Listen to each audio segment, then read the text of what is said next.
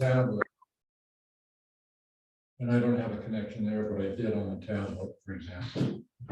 That happens frequently.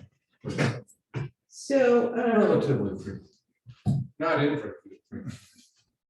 You know. so how many devices are you supposed to be able to have at once? That is a question, because sometimes Oh. people have more devices than their router is able to handle, and they start having interrupt problems when they. Well, we'll have 2 phones, 2 tablets. Then maybe Becca on her laptop. And desktop. Potentially that And would the be, printer, do you have a printer? on we it? have a printer. Yeah, that's 7 so far. So if you have a router that's only rated for 5, then you could be having interrupt problems. My printer is not on network. So It's not, We're still okay. at 6, but it's Okay. still 6. Or you can You just just not, hold My it. printer's on. or To you. or you can just not print stuff and not kill trees and not heat the environment. Really, we hardly ever print. Good for you. We do a lot of scanning. Yeah, but do you contribute 6 figures yearly to Greenpeace? 6 figures? Yeah. Yeah, well, Every one of the donation. figures. Weekly donation, weekly, in euros. Goodness, no, Well, are you doing your part or not? because Greta has blocked me. I missed the That's a Greenpeace problem. year at school. I changed schools the wrong year. 3rd grade of science was whales and Greenpeace, and I came in 4th grade and we learned about skeletons. Wait till you hear about Blue Peace. Lucas. That'll blow your mind.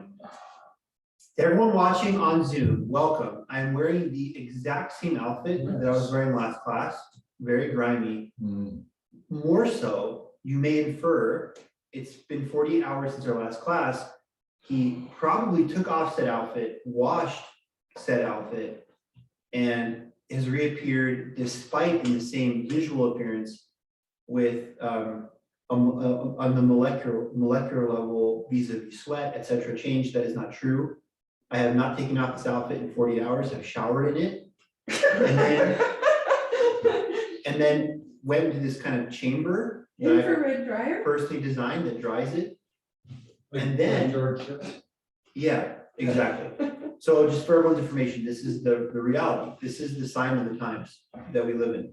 Today's lecture is American Entry into the War. Let's get started. And I have slides for you today as well. And remember, everyone too listening at home, we 2 or 3 classes ago, as you know, from following our YouTube channel, thanks to the incomparable and absolutely insanely talented Anna Kraszewski, who's uploading all this. As you know from her doing this, following along, we paused our chronology, as I've said multiple times, at the end of 1916. We have talked that through, beat that horse to death. Soon, America today, next week, Fatima and the Russian Revolution, soon we shall resume. Said chronology, beginning in 1917, the Nivelle Offensive, all the way through 3rd Ypres/Passchendaele onto the American entry in full force with Pershing in 1918, the 100 Days Offensive. Speaking of 100, there is a woman, I don't know if she's still alive, because she today would be 108, but she was 103 years old in 2016. Her name is Millie. I might have mentioned her last class. A woman from South Carolina who drank a beer every day, per doctor's orders, she said. And it was really a fantastic thing to check out. I highly recommend it. If you are thinking about taking a vacation with your family, or going somewhere nice, maybe going out to dinner with a loved one, or watching this video of Millie, which is about 1 minute and 41 seconds, I recommend the latter option. For all the entertainment needs you may ever have, they'll be fulfilled in full. Okay, so American entry into the war. Number 1, August 1914, neutrality. How many times, right, can I repeat this? And this is good. I firmly believe when it comes to pedagogy, it comes to learning, that what is of preeminent importance is repetition, right? Sorry if you don't like that. But the more times you hear something, like the more times you hear this phrase for, can I please have a, can I please have a table? Can you bring me some wine? The more chance is that it'll be transferred into your long-term memory and you'll just know it. And I think all of you already do know this very, very well. You've been with me the whole semester. God bless you for that. And I think it is going into those long-term receptacles. But again, right? Woodrow Wilson on August 4th of 1914 That's when the July crisis is officially over. That's when Britain's going to enter the war. That's when things are really past the point of no return, you can say. Germany has already invaded Luxembourg. The battle of the frontiers is really commencing. It's not in full flight yet, but basically, Wilson says, quote, "We must be neutral in fact, as well as in name, during these days that are to try men's souls." Okay, so Wilson, America opens the very, very commencement of the war with a commitment to, as he states it, right, in reality and in name. Why is he going to violate this immediately? In name, we're neutral, right? Can say de jure, right? By law, we're neutral, but de facto, in reality, by the fact of the matter, why are we not going to be neutral kind of immediately when the war starts? Weren't they like giving supplies or something to Britain? Perfect. It's a complete answer. And money. Huh? And money. Bankroll. Bankroll. Like literally, Woodrow Wilson makes a TikTok video of him burning $100 bills because he's like, we don't need this. This is how loaded we are. We've sent a separate cash, CACHE of cash, CASH to the British. But here's this cash that I'm burning because it's funny. Check it out. Wilson was a good dancer. You wouldn't maybe assume looking at him. He was a very good dancer and good freestyle rapper. And he makes this original video, first TikTok video. Another thing that's unique to the First World War, talking about how much money we have, how we can The finance. video is called Cash, yeah. Yeah, that's right, exactly. Kanye West, when he officially changes his name to Ye, it reverts back to this video. Very good, yeah. Exactly, Sophia. So we're funding people, we're funding our allies. This is really, guys, this is an important point to not forget, to keep at the forefront of your mind. Not even 100 years earlier, we fought a second war with Britain, or really exactly 100 years prior, right? The War of 1812 goes from 1812 until 1815. Andrew Jackson, the famous Battle of New Orleans in 1815. In some ways, even if it's a subtle question, kind of, well, I don't know how serious it is, even if it's of that genre, there is this question, is Britain going to try to win us back? At that time, the American Revolution was what, 3 decades prior, right? The sons of the people that fought in the American Revolution are fighting the War of 1812. And there's this question that maybe Britain's going to try to bring us back into her economic imperialistic sphere, right? Reconquer America. So it hasn't been that long that we didn't have some serious animus with the British. Of course, it gets stitched up pretty fast throughout the 19th century. At this point, by World War I, it's old news. It's, yeah, we're allies with Britain. What's more earth-shaking in terms of geopolitics in a recent sense? 1904, right? The Entente Cordiale between France and Britain. That's really old school, going back to Joan of Arc, 100 Years' Wars, enemies burying the hatchet. But this, Sophia, excellent point, Dave, bankrolling the money, the support, really cements what we come to know, will come to like full flower in the time of FDR and Churchill in the Second World War as this real special relationship between the Allies, between the British and the Americans. Please make one note, World War I, because of our support, our material, our financial, real, actual support of the Allies, will mark the transition in the world economic sphere of the top city in terms of finance, going from London, where it used to be, to New York City, all right? New York, Wall Street, actually one of the things, again, we've said so many times, so many things that we're living with today, more than a century later, were born or initiated, inaugurated during this time. And this transfer of New York having its coming out party, stepping out on the stage, we're #1 now. Right, all that Frank Sinatra stereotypical stuff about New York, especially in financial banking power, will come because of financing the war effort, long before we're actually involved, right? So let's look at number 2, 3, and 4. I apologize to you all back home on the Zoom link. You cannot see the board because of my beautiful calligraphist penmanship, and it's very beautiful, but it's very thin. And with the way that the light is shining on it, makes it an impossible task to read. Sorry. Number 2, 3, and 4 said, I'll read all these things to you verbatim so you miss nothing. For those of you taking assiduous notes back at home. 2, 3, and 4 reads blockades, banks, and submarines. Blockades, banks, and submarines. So American companies immediately, right, vis-a-vis the blockade that Britain is doing around Germany, right, in the North Sea, trying to put a stranglehold on Germany, breaking out of the North Sea area out into the ocean, what is the most famous battle that decides this in Britain's favor? Remember, before you answer, in this battle in 1916, May 31st through early June 1916, the Germans sink more ships, sink more cargo, have less casualties, and yet they lose because they're not able to break free from this blockade, which is enacted. What is the name of this battle? Jutland? Jutland, the Battle of Jutland, the most famous naval battle of the First World War, right? We're already shipping raw foods, materials, and munitions at the start of the war. Let's give Woodrow Wilson some credit. We are shipping it kind of in an equitable sense, in egalitarian to both sides. But for all intents and purposes, what we're trying to ship to the Central Powers, our commerce with Germany, because of the blockade, is rendered null and void. And so, because the stuff can't get through, it's like, well, whatever. I mean, it's as if we're not shipping it at all, right? The next thing we have is, of course, banks, right?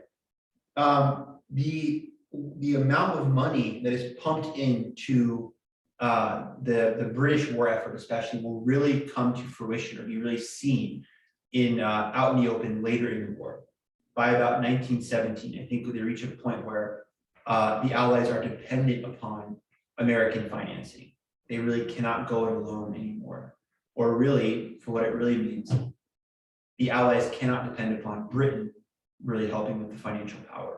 It's already obvious by that point. We're starting from the beginning of the war in terms of helping them, but it becomes patently obvious and unquestionably clear that the Allied war effort cannot continue on to ultimate victory without American material help.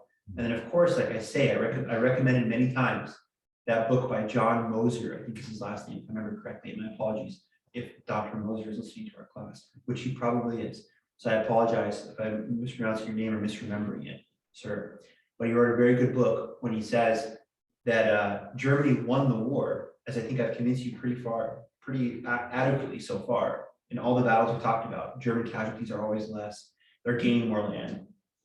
And Moser says, yeah, Germany wins the war, if not for the Americans in the end. The two most important players in all of World War I by far, despite the heroic French who hold so bravely and lose so many people, despite the import of Austria-Hungary, kind of the final breakdown of the Holy Roman Empire that doesn't exist even at this time, the final breakdown of all that Central European stuff, and despite the Serbs, right, and the Balkans, the beginning of the war, despite the British, Moser argues that it really is the Germans who win the war and the Americans who overcome in overtime, you can say almost, by just the sheer force of the financial and manpower they bring to the battle at the end, which is all in the future in this class. We'll discuss that in detail in 1918. But the loans and the banking help, for lack of a better word, all that financial help is primarily going to the Allies, even though at the beginning Wilson is saying we know well. We're not taking sides. The last thing, submarines. I want to spend 5 seconds on this because if you know from our previous lectures, we talked a lot about this. But of course, famously in May of 1915, Lusitania, right? Unrestricted submarine warfare. We talked in that Jutland lecture of why Germans using U-boats, maybe you think it's a scumbag move, it's kind of an underhand, cowardly thing like a sniper, or they should fight them man-to-man, battleship against battleship. The Germans say because of that 2-to-1 power imbalance in the naval race leading up to the war, we don't have the ships the British do. We can't take the British on head on. Even though they do in Jutland and kind of triumph, we don't want, it's not in our strategic interest to fight a battle head to head with the British. That won't end well for us, we believe.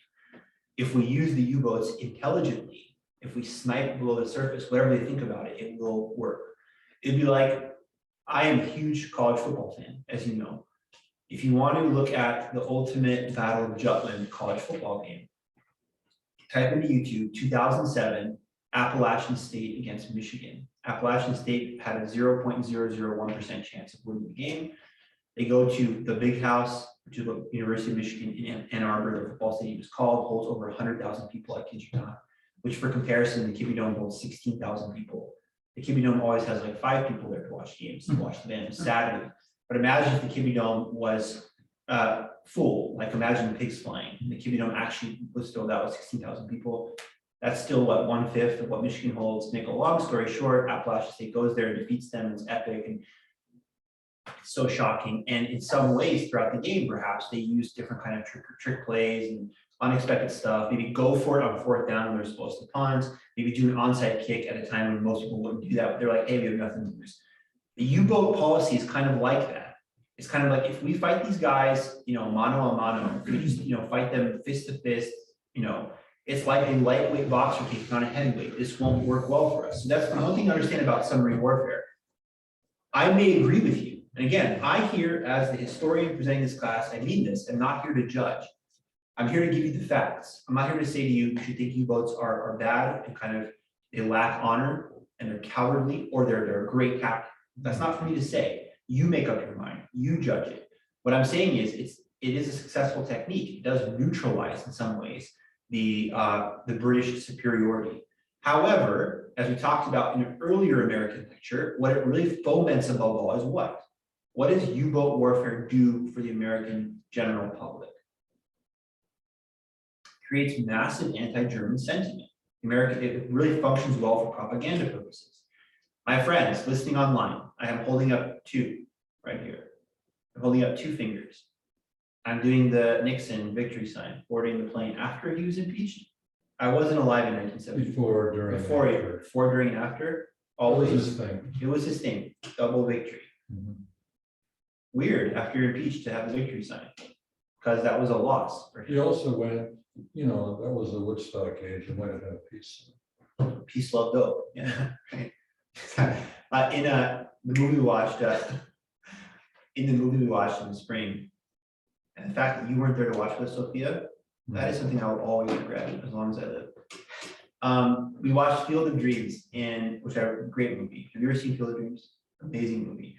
Kevin Costner is the star. It is like eating the most delicious apple pie made by grandma under a sunset on like her farm, and everything is right in the world. Field of Dreams, just a great movie about a guy he has a kind of you guys saw this movie, right? You guys hate this movie? Not the way you're describing it. Yeah, Go on. it's freaking amazing. Are you guys crazy? It's Kevin Costner, his dad, he has a strained relationship with his dad, and he's a farmer. Well, it turns out he hears voices. It's really cool, like, spiritual aspect to it. And this voice tells him, and we never know what the voice is. His guardian angel, is it God himself? We don't know. We never find out. But the voice tells him to plow under his corn and build a baseball field. And if he does, he will come and ease his pain and stuff. It turns out that the guy he's trying to ease his pain is his ghost father. Remind me at the end of class, Sophia, after we're done with all this, I will show you the most tear-jerking scene. It's amazing. To make a long story short, his dad comes at the end, and his dad's like a 25-year-old guy. And we'll have to show you the scene. But his dad ends up coming. It's a beautiful movie. In Kevin Costner's movie, speaking of this sign, right? He goes to see Terrence Mann, the author, and the guy doesn't want to see him. And he's like, come on, why don't you come in? And he just opens the door and screams at him, hey, what do you want me to say? Peace, love, dope. Now get the hell out of here. Or something, right? It's awesome. I'll show you the end scene, Sophia. It is, yeah. I'll read you the comments on YouTube first. You people on freaking Zoom will not get to see it because you guys aren't cool enough to be here. You don't care enough to be here. You're not like Dave Schmidt who fights in the rain to be here. That's commitment. That's why the German American spirit built the Midwestern farmland and brews the most delicious beer in basements in Illinois because of that man right there. That kind of effort. That's what I talk about. If you're in Pullman, you're driving on Ash Street, your Sacred Heart Church, there is a big sign on someone's house that says, all we ask of you is relentless effort every day. That's what Dave Schmidt brings to the table. The moment he wakes up, the moment he lays his head back on the cool side of the pillow, relentless effort 24/7. That's not you, no video for you. All right, so number 5, Theodore Roosevelt. Theodore Roosevelt was the original American badass. And maybe you don't like him, but he was super badass. Theodore Roosevelt once got shot during his speech and finished his speech. That's right. Yeah. And I can't say what I want to say next because it's being recorded, but let your imagination run wild. What a mensch, what a sign. And remember, when he was speaking, he didn't have a microphone. So he was projecting, That's right. so it's an even bigger deal than it would be now. Yeah, but plot twist, he spoke in sign language. So it didn't matter. No, it could still be hard if you're like moving That's your true. arms around too No, much. Betsy's right, he had a booming voice. He had a booming voice that apparently, There's a recording, you can find a recording of him speaking. I know, I'm trying to remix it right now. We're gonna remix it into a rap song. It's, yeah, I'll come back to you with the product. I wrote a rap song about someone I can't name also. I can't talk about a lot of stuff on Zoom. Telling you, like I can't say things that I want to say because it's recorded. We should just move on. We should just move on. That's exactly right. I love you guys so much. Like we seriously have such a great rapport that like, yeah, we just like we know each other. Yeah, you're right. That's we should at this point just move to the next topic. We will. Theodore Roosevelt is a big guy for the preparedness movement. Okay. Roosevelt, of course, is appointed as ex-president. But even look at now, look at President Obama, look at President Trump. These people that are no longer in office, they have outsized influence still now in the country, right? They do. They're huge personalities. Roosevelt is like Obama or Trump. He just kind of, Bill Clinton hasn't been president for 20 years, right? Bill Clinton was in the hospital recently, and it was huge news. Like ex-presidents, of course. I mean, this is not surprising. But Roosevelt is not obviously in office now, but he still has outside influence, kind of like a public sage, whatever you want to call it. Okay, the preparedness movement, really quickly, in case I missed this. The aim was to persuade the nation must get ready for war. So in geopolitics, we often hear of hawks and doves.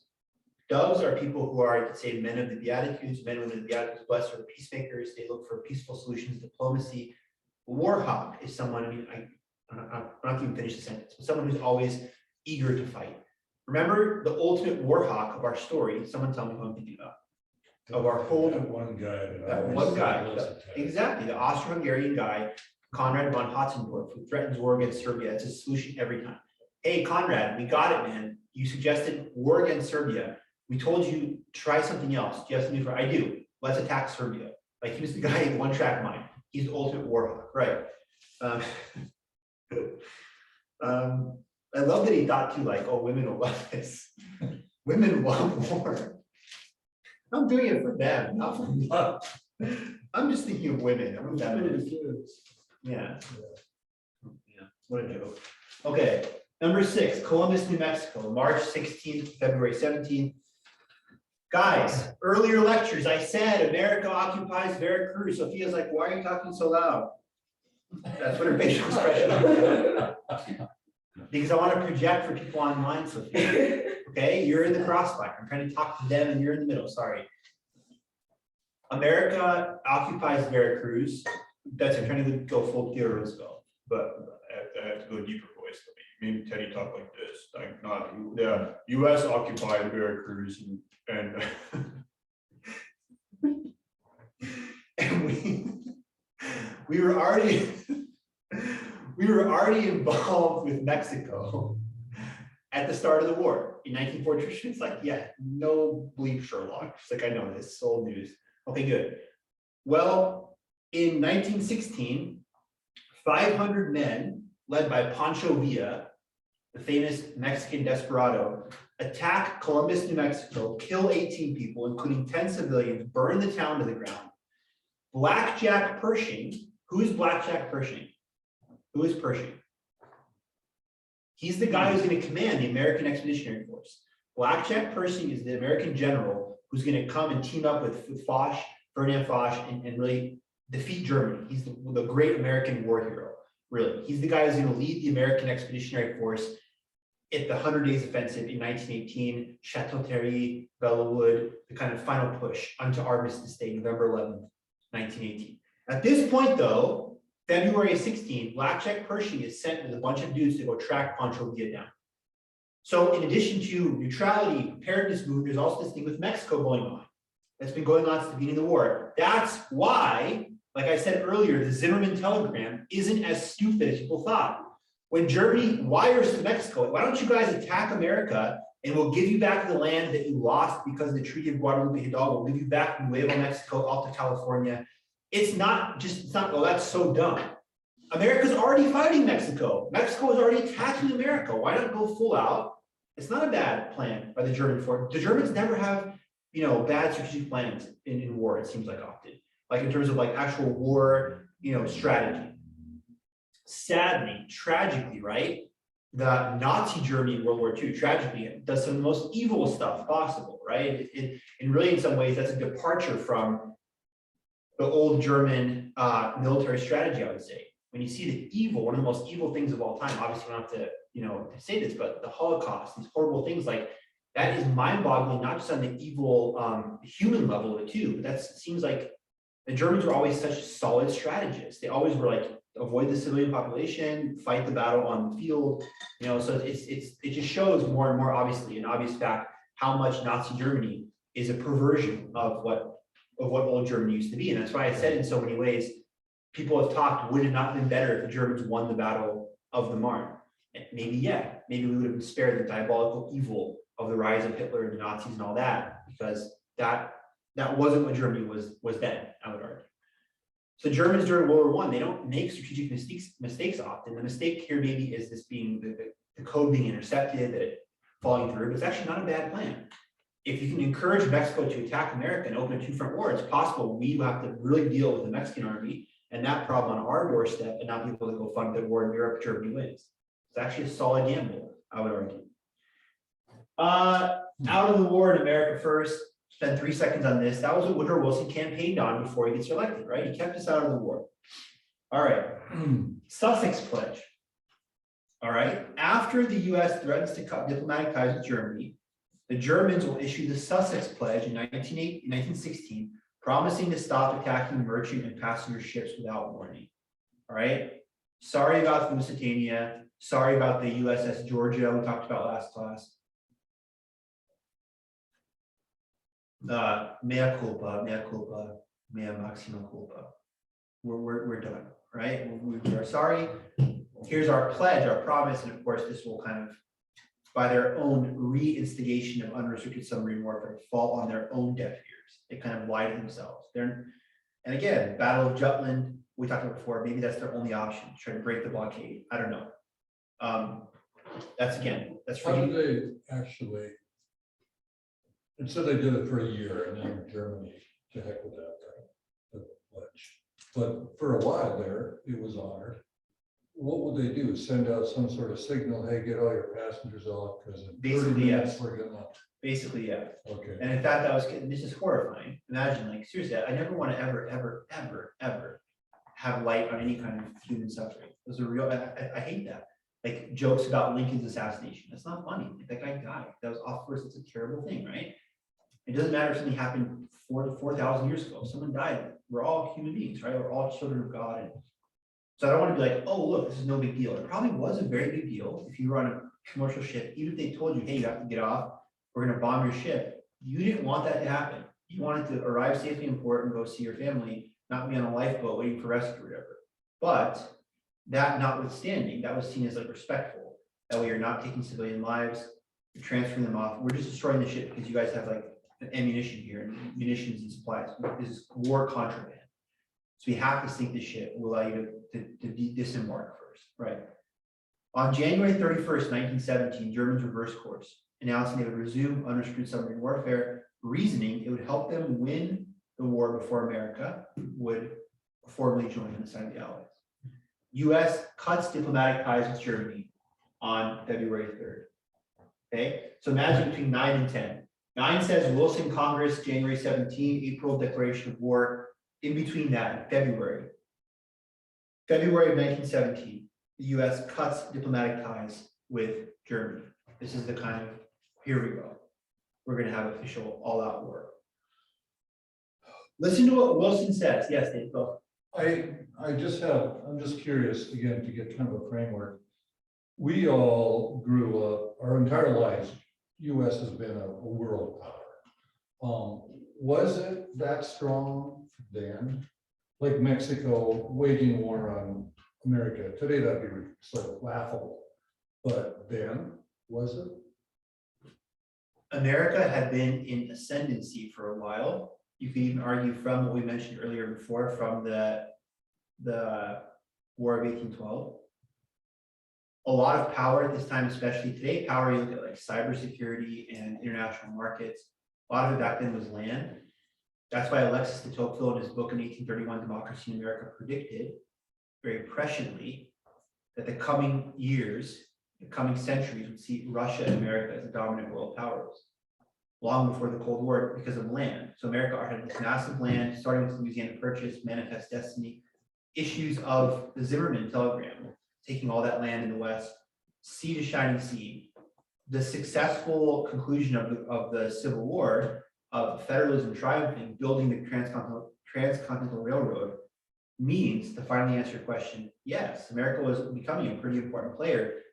People say their great coming out party goes back to Roosevelt, the victory over the Spanish-American War in 1898, 16 years prior to the First World War. That's when America announces, hey, we're here on the world stage. We're going to be a world player now. We're no longer Monroe Doctrine concerned just with the interior development of the US.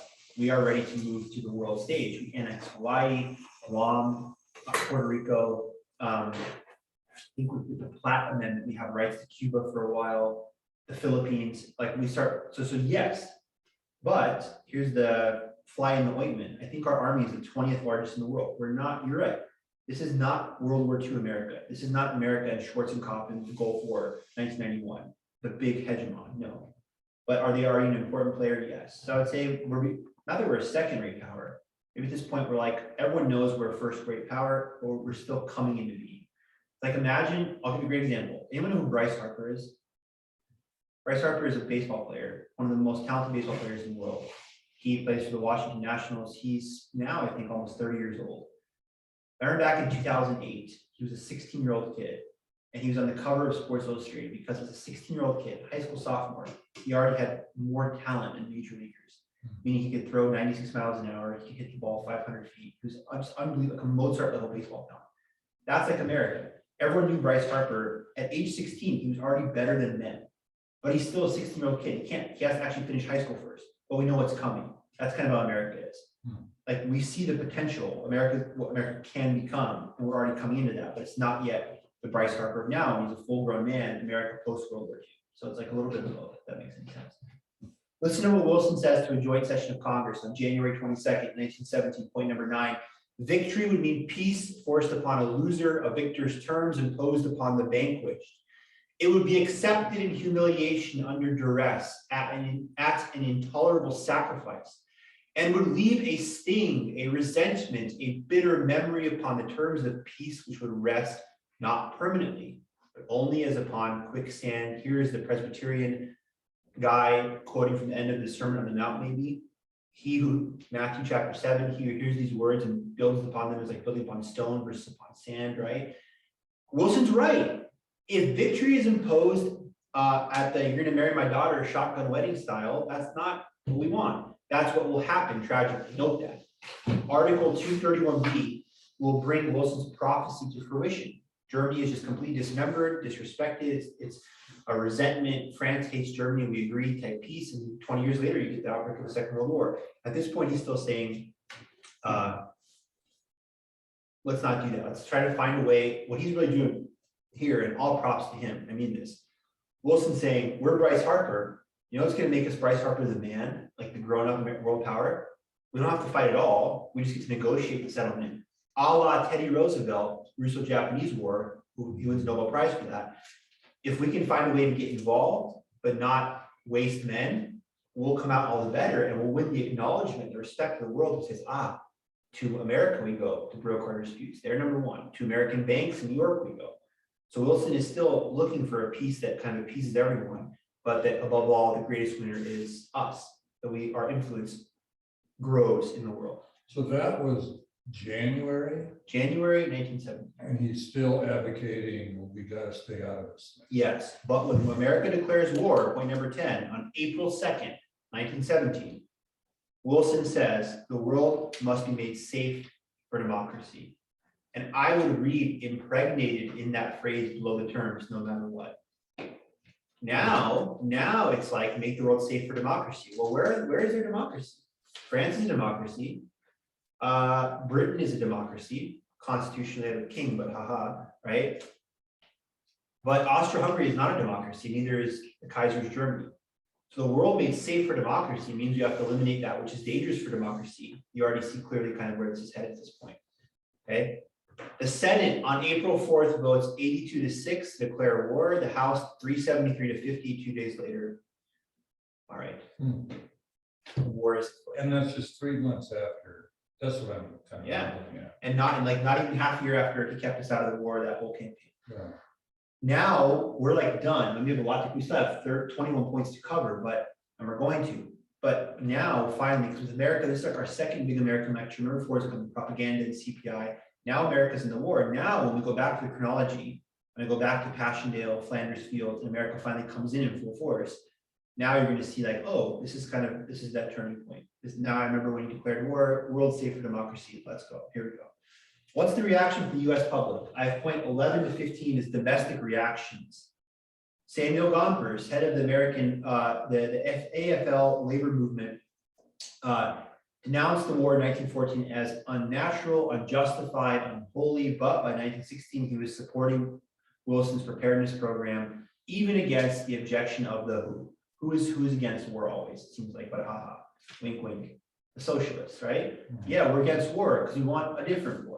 Maybe a bloodier war, but one for to free the working man from his chains in one red world. Zimmerwald Conference, Lenin in Switzerland, right? So LOL, socialists against war, walls.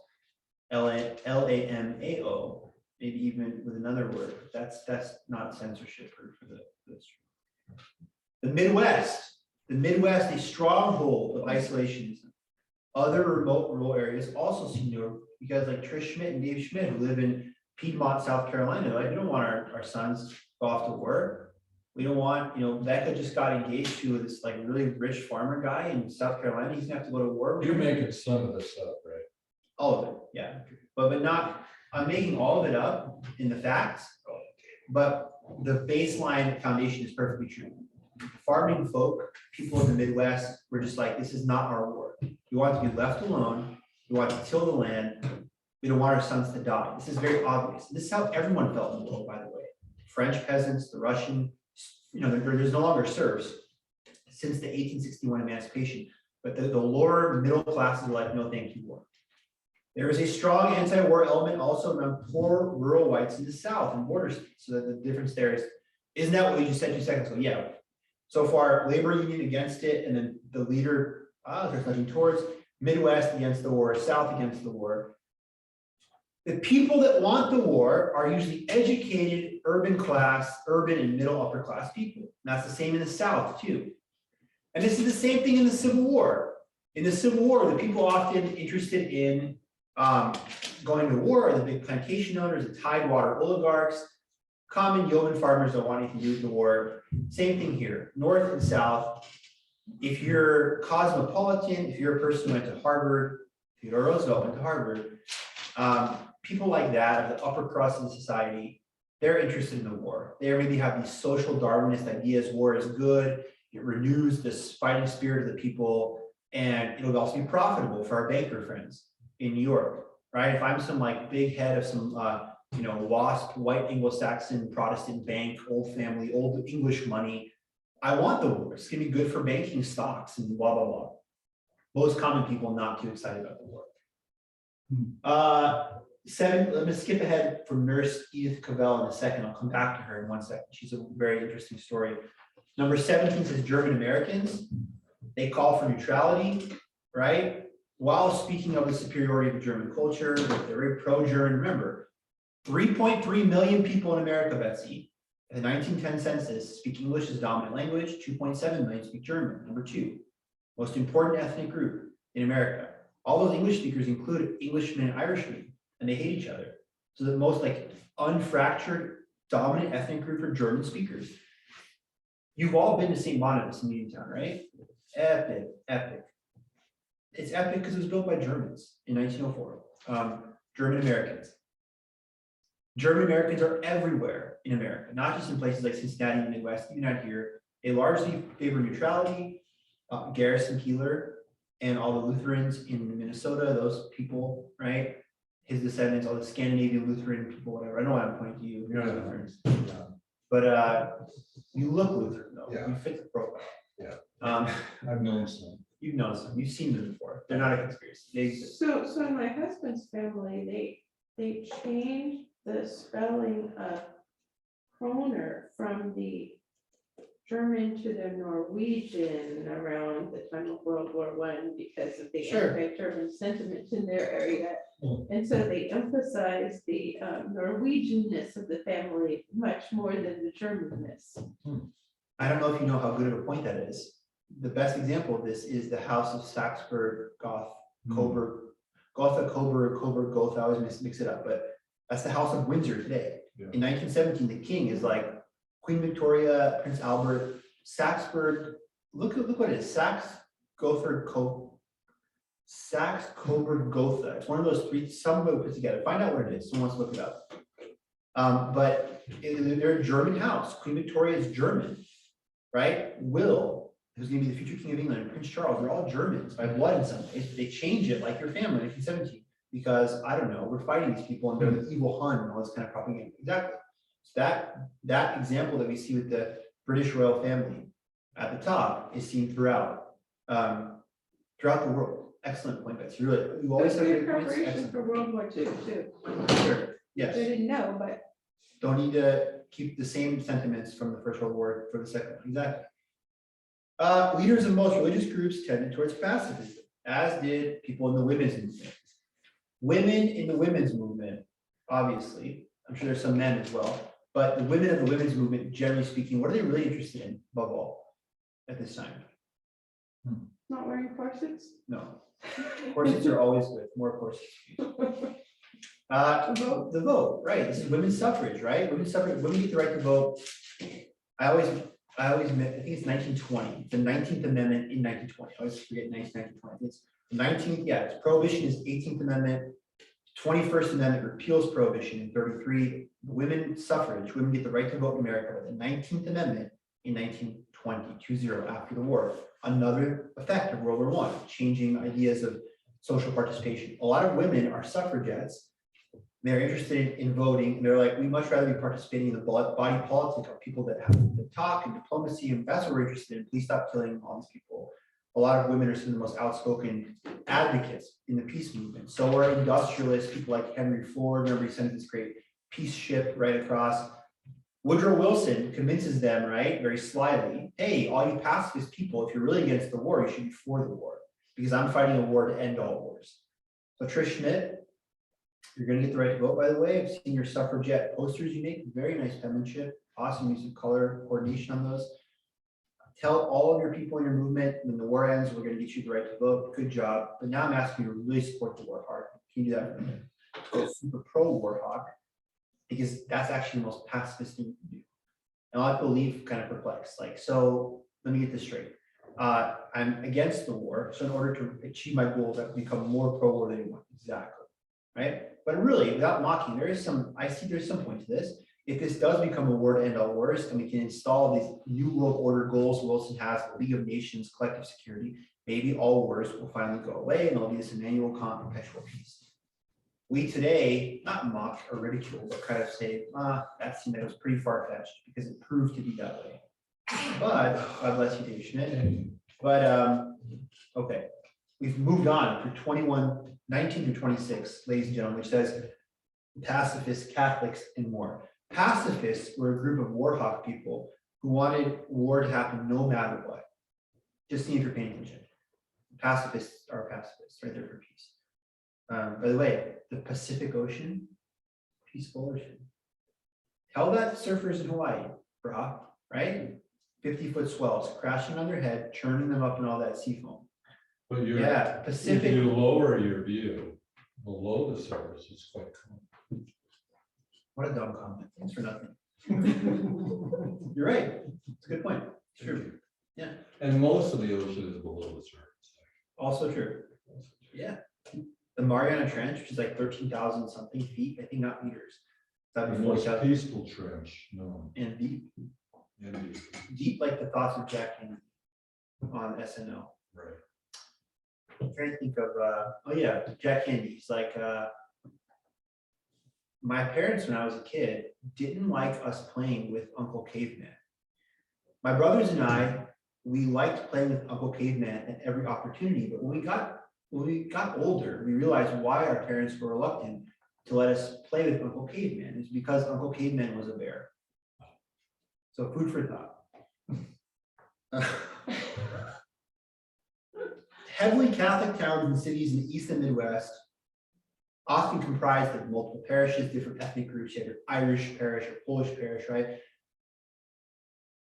We have these, it's hilarious, right? Like, I am super Slavic. And my mother is, like I said many times, I told you my family history, I think a couple times. My father is Polish, but Ellis Island, like he's an American, he's Polish, like his great grandparents came over and they were both Polish and Slovak. My mother, though, was born in Poland, lived there for the first 20 years of her life, like first generation Polish.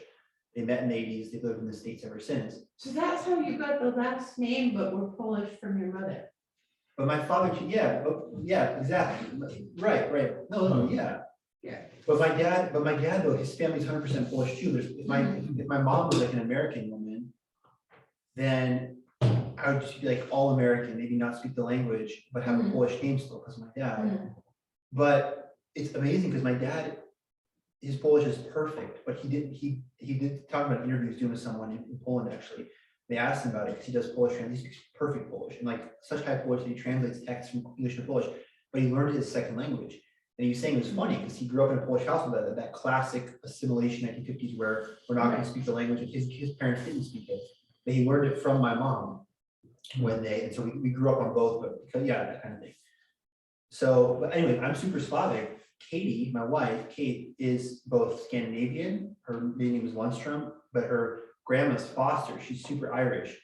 And we're joking, like, Katie and I are like, we get mistaken for brother and sister sometimes. Kate did a guest lecture for me the other day, and she said, she's like, we have the last name, just so you know, we're not brother and sister, we're married, and like, she thinks it's funny. She always, when people say that, she thinks it's weird. I think it's hilarious.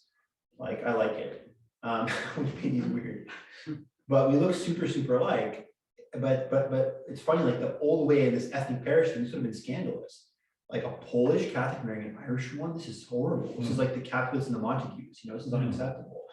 And like Kate and I cannot be two more pieces of a pod, two 6 foot tall, white, blue-eyed, blonde-haired Americans. It's like we're like twins, kind of almost. And it's like back then in this ethnic time, it was like this is really scandalous. So Pole married an Irish woman. How dare you? What do you know? Are there not good Polish girls around? Like. But still both Catholic. They're both Catholic, yeah. But that's not. Well, yeah, I mean, it would be a the big point, it's the scandal ethnicity. for an Irish Catholic and an Italian Catholic to marry, and the families would be, disowning them and refusing to come to. It's still the scandalous to wedding. associate with Italians. That's it. Today, nothing has changed. And especially if an Italian Catholic is, getting married, scandal. I'm just Well, saying. even in my generation, Italians are awesome, for the record. I knew a couple who he was an Italian Catholic and from a very Catholic family.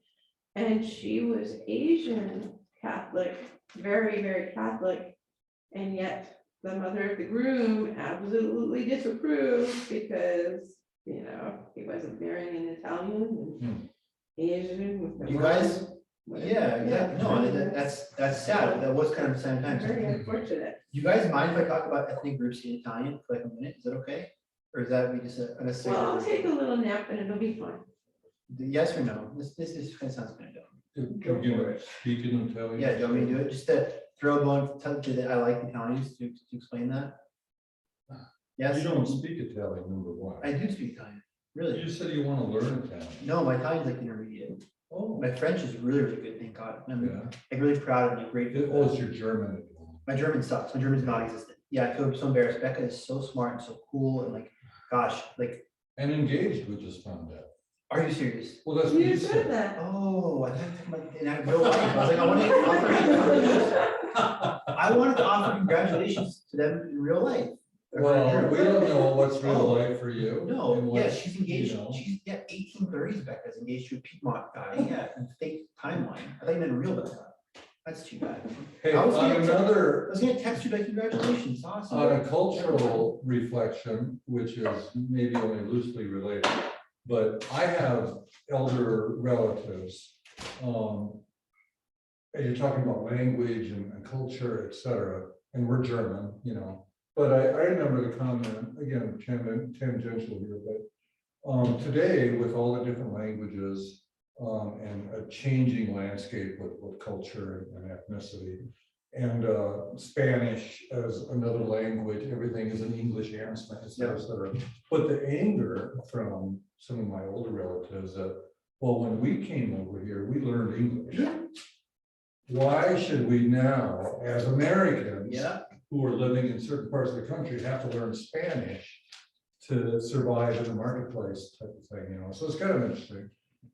Yeah. Thank you yeah, for listening to that. no, that's very apropos what we're talking about. But what, it's a difficult, Betsy, should I do Italian or no? Are you? no, you shouldn't do Italian. I was going to say, it's a difficult quandary. It's an evil to take away people's language and culture. And yet there is a good to having everybody have a common language. Oh, sure. Good pro and con. Yeah, I mean, there were some pros, I mean, in Yeah, no, come on, this Learning is English. not a head breaker. This is not, oh, let's crack this nut. It's a difficult nut to crack. It's not. I am all for people maintaining their ethnic connections. I love that from my birth, I spoke English and Polish simultaneously. Of course, push comes to shove, the only language that I speak perfectly is English. It's my native language. Even Polish, I have a slight American accent, forget some words. I'm very, very grateful. I think, thank God, it's helped me in learning other languages to already have had this dual like understanding of that's a table, and then it's the Polish name for it, and that kind of stuff from the time I was born. I think that's awesome. That's really good. Learn more languages. Languages are good to staving off Alzheimer's and long-term memory and flexible thinking. There's nothing bad about it. Yes, if you're in America, you should speak English. That's not racist or xenophobic or controversial. America, despite all the people, the super woke people who are like, America doesn't have an official language. English is the official language in America. Stop this BS. Just because it's not in the law, please stop. This is so cool. Like, you speak English when you're in America, duh. But the idea that like, where's the controversy here? Like, Sophia, you marry a Russian guy, like speak Russian at home with your kids. That's really cool. Didn't speak English to everyone else, like no problem. You're not like, oh, I don't know what language to speak, I forget, or oh, it's just, if people come here who are immigrants and don't want to learn English, that is in a certain sense offensive, because you're saying that I want to come to the country and yet I don't want to be integrated to society. If some like actual racist, xenophobic person tells someone like in a restaurant, hey, speak English here, that's offensive. They're both that people can speak whatever language they want in there, you know, that's awful and evil when someone's like, hey, this is America, speak English. People speaking themselves, you speaking to your husband in Russian at the table, and I'm already planning your life for you. But there's nothing wrong with that. It's a private conversation. It's like, just do both. Yes, maintain your language of heritage because it's good for you. Teach that to your kids. My kids speak fluent Polish. I'm so proud of that. In school, they only speak English. Like, where is the controversy here? I don't get it.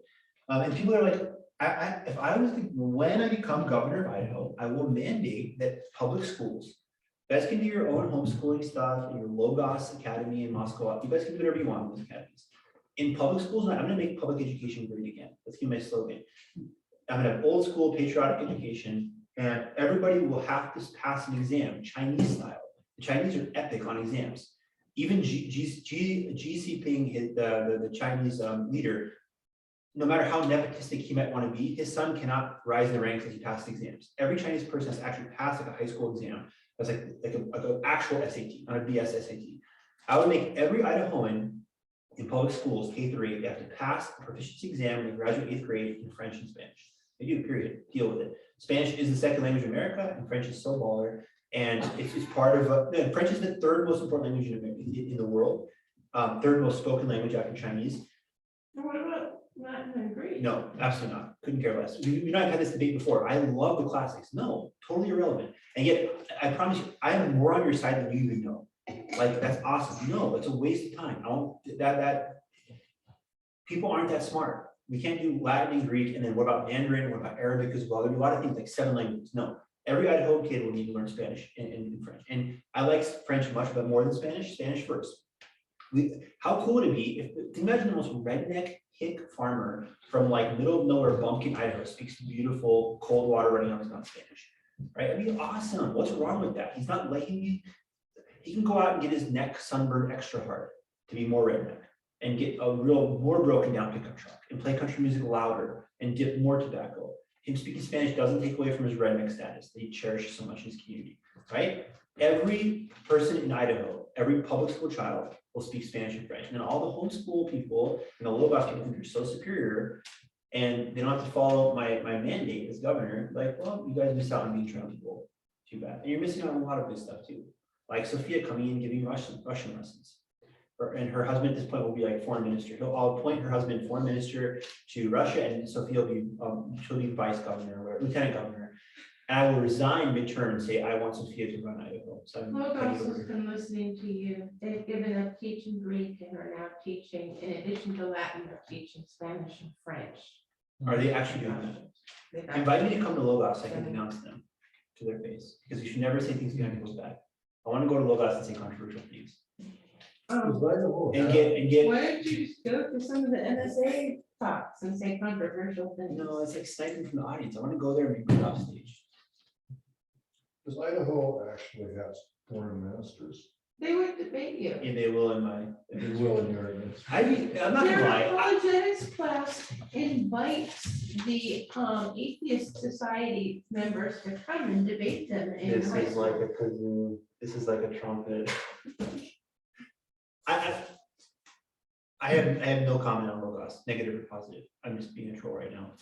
I have heard from you, the person that I have the deepest respect for, sincerely, how good their education is, and from Heather, I think Heather Meyer, who got her quote as well. They say like, well, good for them. Seriously, if I was The governor, almonds also. the almonds, well, Greg, super cool dude. No, I've interacted with him like 2 or 3 times. Super positive. Seems like a really awesome guy. If I was governor, I'd be super proud of him. Gosh, I'd have so many scandals in my administration and like brag about them. Yeah, don't vote for me if I ever run. So Don't how support does this me. link to World War One? So you guys got off on a tangent talking about languages, and you didn't even let me do Italian. I want to do Italian for you guys. You didn't let me do Italian, so blah. Okay, British immigrants work actively for intervention. Surprise, surprise. The British are war hawk, really? The British are bearing the brunt of the battle along with the French are for America joining. Wow, tell me this guy is, not blue, and it's not right. Well, so I guess I stand corrected. British super pro interventionism. There's a large Serbian American community in Alaska, even enthusiastic in favor of American entry. Okay, that's interesting, right? But is it really? I guess not, because the Serbs, going back to this hyper nationalism, this is taking our class full circle back to Princip. They're super nationalistic, super patriotic people. They don't like Austria-Hungary. Who's America going to fight Sophia in the war? Well, we know the answer, okay? Preparedness Movement, number 27. Actually, let's talk about Nurse Edith Cavell. I want to skip over her. 2 seconds. Nurse Edith Cavell is a nurse, okay? Is an actual British nurse who saves like 200 soldiers in occupied Belgium, occupied by the Germans, Battle of the Frontiers. You know the chronology very well. She's executed by the Germans. She's shot. Edith Cavell equals World War I propaganda martyr. God rest her soul. I mean, I hope she went to heaven immediately. God bless this woman. I don't use this term. There's nothing ever to mock with serious things like this. I would never joke.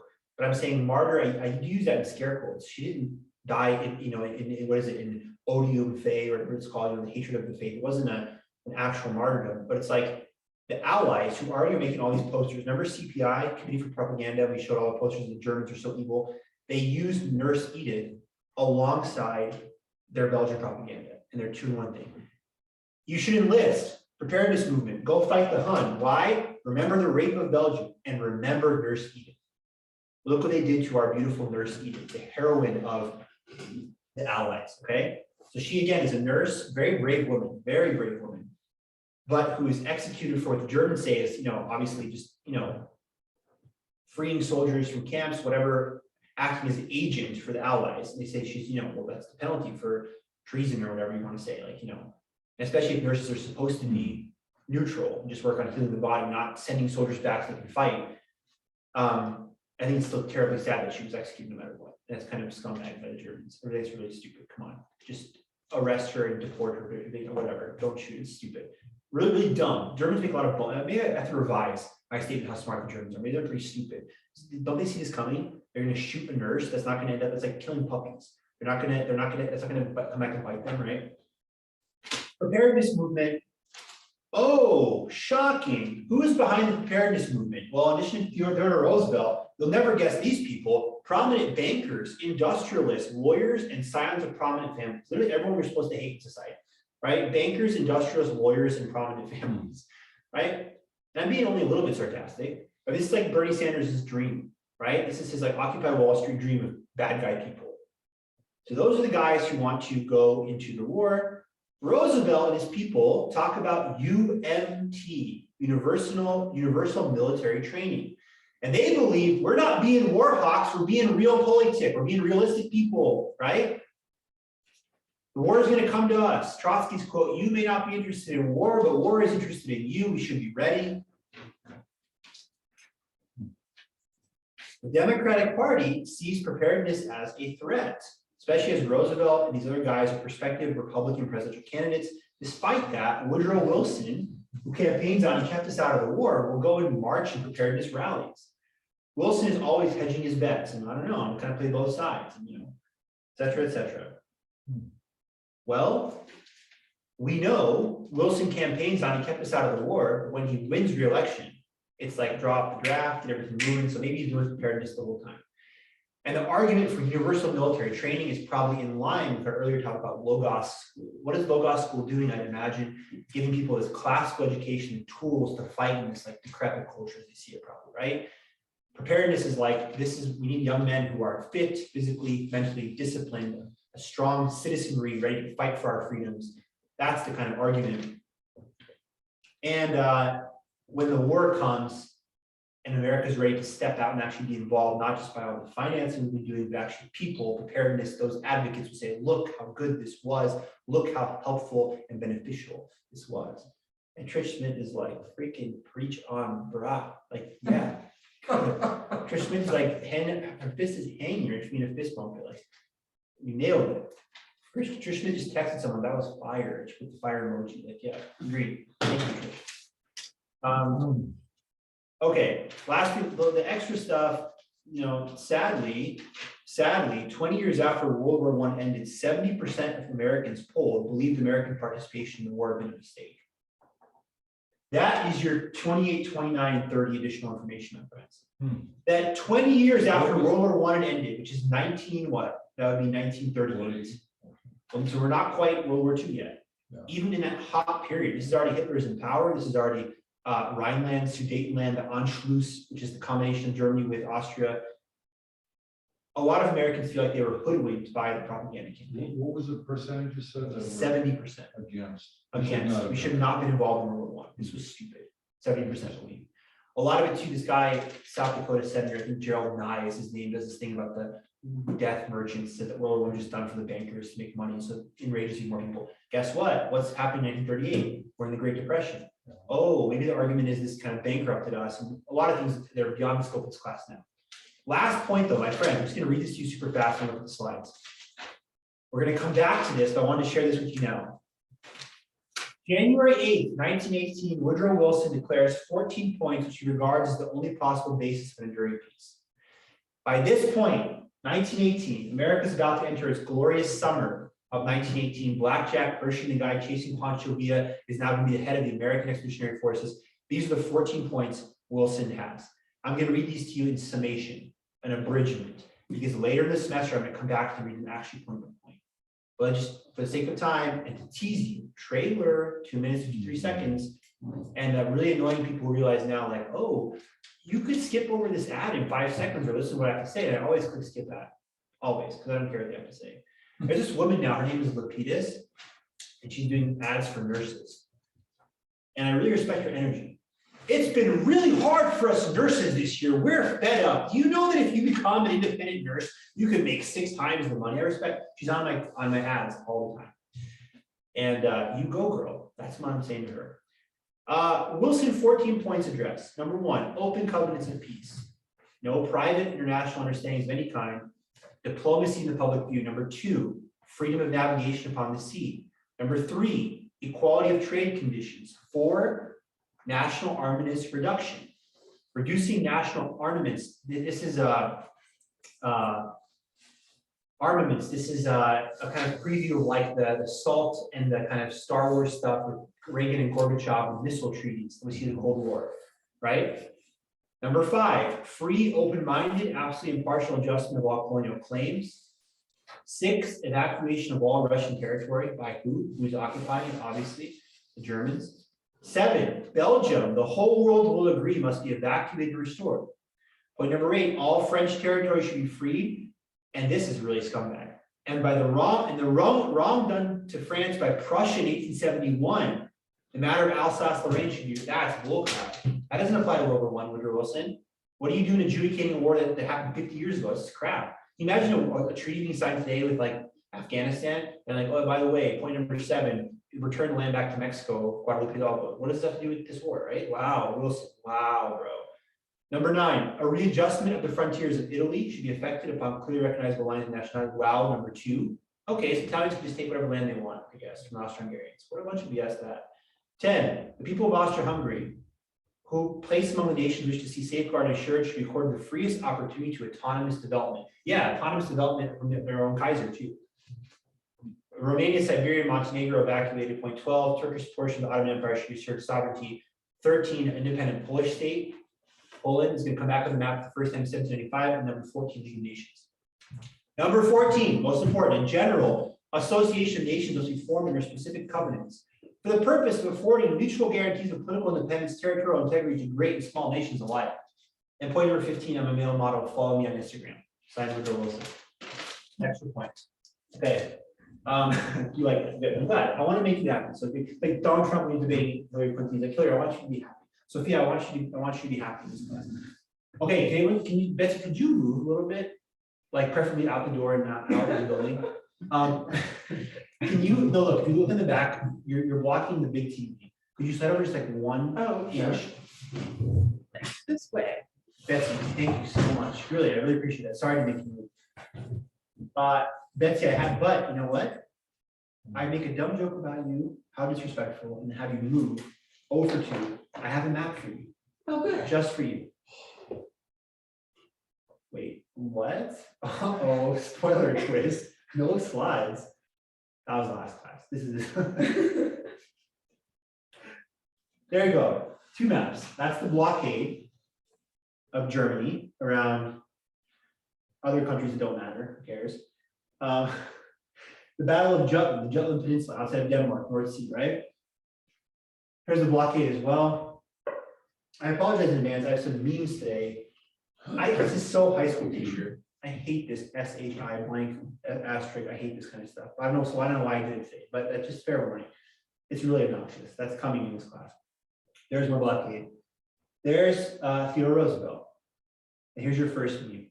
They made a movie about Lincoln. I'm not into chick flicks.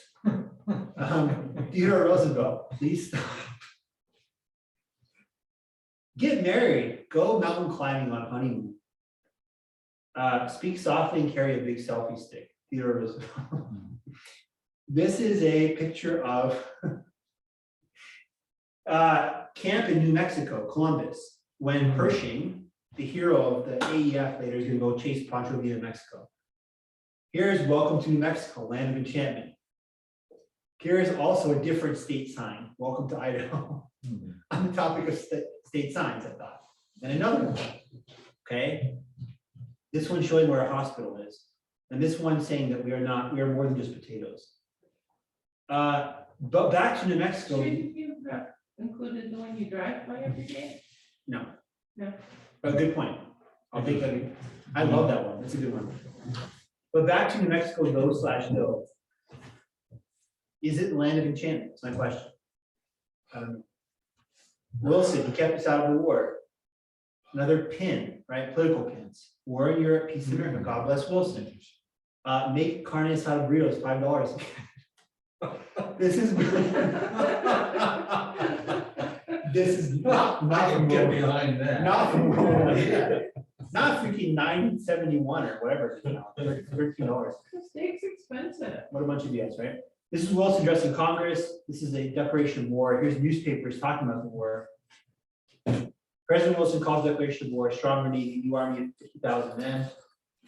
This is our heroine, Nurse Edith Cavell, very, really dignified woman, very photogenic. You could say like that, that's a woman you can build a propaganda campaign around. Seriously, she's pretty, looks intelligent, looks very like gravitas, like she's medically intelligent, all that, she fits the profile perfect. Like if I was gonna make a movie about a cool nurse who's like a hero, I would cast this woman actually herself, right? She looks like an actress almost.